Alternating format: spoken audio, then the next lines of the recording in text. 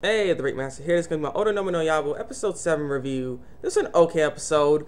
There's a lot of information that was put in this episode, and just a lot of characters I was put in this episode. It seemed too jam packed to me. It's just too much. It was a lot. They could have spaced this out a little bit, at least with the characters at least. 'Cause they put a lot of characters in this episode.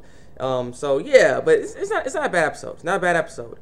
So yeah, Oda Nobuna wanted to march under the name of the Shogun of Kyoto, so he can go over there and everything like that. But apparently Kyoto got taken down by the Miyoshi clan and stuff, and so just things were going crazy and everything, and things are not going as planned. And so Sakura had an idea to go under the brother's name because he thought the Shogun died, but the Shogun fled, so he's still alive and everything. But that's why the place got taken over, and so his plan doesn't work, and he's realizing, oh crap, the events aren't the same as in the games that I was doing. So I'm kind of like, if I don't have that kind of information, how am I gonna be useful? Because he has that futuristic stuff. He knows what's going on because he knows about all this stuff already. But if something's changing, then he's like useless. That's what he feels like. And so they come up with a different plan.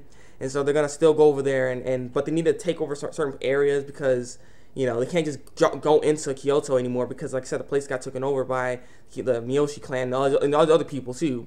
And that's why I'm saying there's a lot of characters in the show.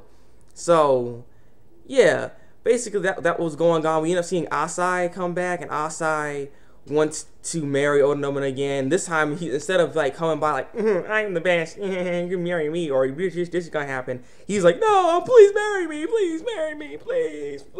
Like he's all begging and crap. So he kind of has a different perspective on this now. And so then she's like, okay, fine, I'll let you marry my little sister. And like, you got a little sister? Like, yeah, don't question me, I got a little sister. And so he ends up marrying her little sister, or I think little sister, and so they kind of go on good terms, and so they're joined together now. So now she has his forces. So if they're gonna march through, this is gonna be even better because now they got a lot of generals, and a lot of stronger people around. So it makes things much easier for her. And so yeah, before they actually marched on, there's a little funny thing that happens here with this episode. Sakura wanted a pretty girl because he was, after he conquered Mino, their promise, Oda Nobuna's promised him a pretty girl. And so he's like, where's my pretty girl at? I want a pretty girl. And he had these visions of all the girls that he's seen so far. He's like, yeah, this is going to be working. And then he thought Oda Nobuna's like, okay, this is too much. It's too much. I can't believe it. And so, yeah, he doesn't get a pretty girl. Well, he gets a little lowly girl. She comes in there like, how you doing? He's like, God dang it. So yeah, that was pretty funny. And he has like just a bunch of lowly girls around him, just the small chibi girls just always there with them. So it doesn't make any sense. And so that said, they started marching forward. He had his little lowly clan there. He had Hanbei and the girl with the thing on her head.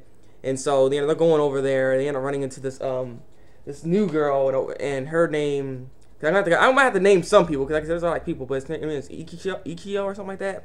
Unichio or something like that. So we ended up seeing her. She was well, I think she wasn't gonna get attacked, but she was just standing there, and this other girl come by. She's a nun girl, and her name is Floyce, and she's a foreign girl, and apparently she's about to get gang raped. I mean, this is what it seemed like was about to happen. I mean, if they didn't come and everything, because that was going crazy. And then there's Bentamaru that was trying to protect her and everything, and Bentamaru was like, yeah, I'm gonna #1 and stuff. And so yeah, they say save them.